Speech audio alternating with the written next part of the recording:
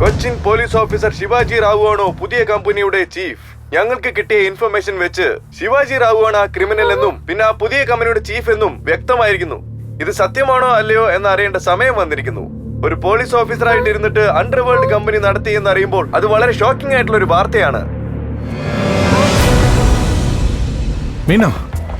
ഞാനിപ്പോ സറണ്ടർ ആവില്ല. ശിവാജി, ഞാൻ പറയുന്ന പോലെ സറണ്ടർ ആവ്. എവിടെയുള്ള ഇപ്പോ? പോലീസിന്റെ പിടിയിൽ ആർക്കും രക്ഷപ്പെടാൻ പറ്റില്ല എന്ന് നിനക്ക് നന്നായിട്ട് അറിയാലോ. പോലീസിനെ കുറിച്ച് നീ എന്നോട് പറയല്ലേ. എനിക്കൊരു കാര്യം അറിയണം. ആ കമ്പനിയുടെ പുറകിലുള്ളത് നീ തന്നെയല്ലേ? ഞാനിത് പ്രൂവ് ചെയ്യാതെ ഇതിന് ഉത്തരം പറഞ്ഞിട്ട് യാതൊരു കാര്യമില്ല.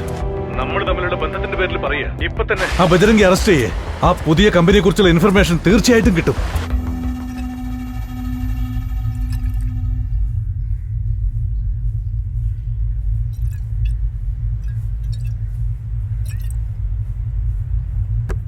ബജരംഗി, എനിക്കൊരു കാര്യത്തിൽ തീരുമാനത്തിലെത്താൻ കഴിയുന്നില്ല. നീ എന്റെ ആളാണോ അതോ ശിവാജിയുടെ ആളാണോ?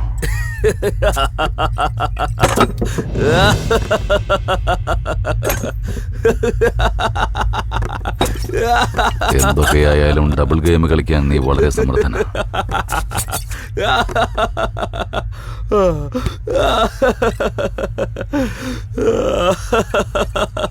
എന്റെ മുത്തശ്ശൻ എപ്പോഴും ഒരു കാര്യം പറയും. മുത്തശ്ശൻ എന്നാ ശരി പറ, അങ്ങനെ എന്താ പറഞ്ഞേ? മനസ്സിൽ എന്തെങ്കിലും സംശയം തോന്നിയാൽ റിസ്ക് എടുക്കാൻ പാടില്ല. എന്നാ എടുക്കണ്ട. അതുകൊണ്ടാ പറന്നു പോയൻ പൈങ്കിളിയെ. പറന്നു പോയൻ പൈങ്കിളിയെ, പൈങ്കിളിയെ നീ. പാവം കുരുവി പറന്നുപോയി. പറക്കാൻ വലിയ തിടുക്കമായിരുന്നതിന്.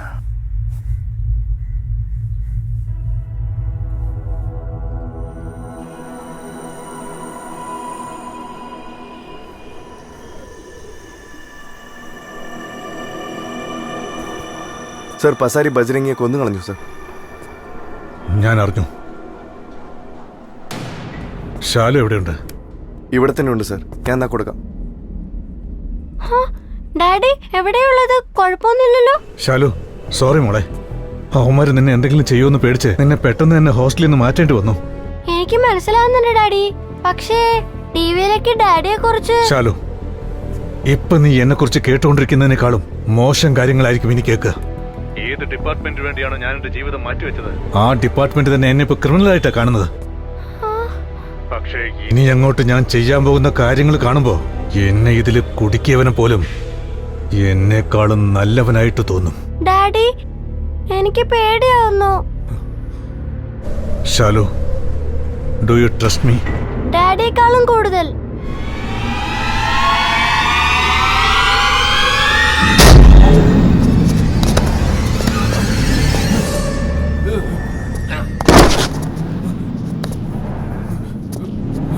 ഞാൻ ചോദിക്കുന്ന എല്ലാ ചോദ്യങ്ങൾക്കും നീ മറുപടി പറഞ്ഞില്ലെങ്കിൽ പിന്നീട് എനിക്ക് നിന്നെ ഇവിടെ വച്ച് കൊല്ലേണ്ടി വരും.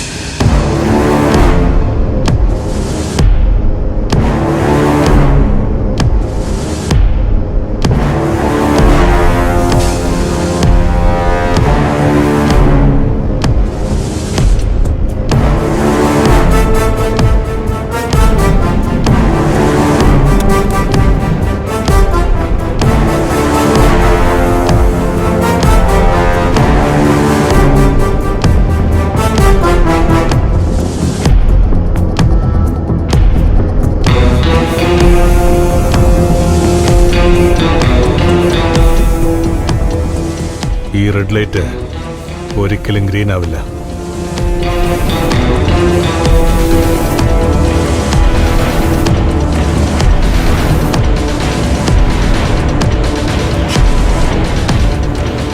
സത്യം മാത്രമേ പറയാവൂ.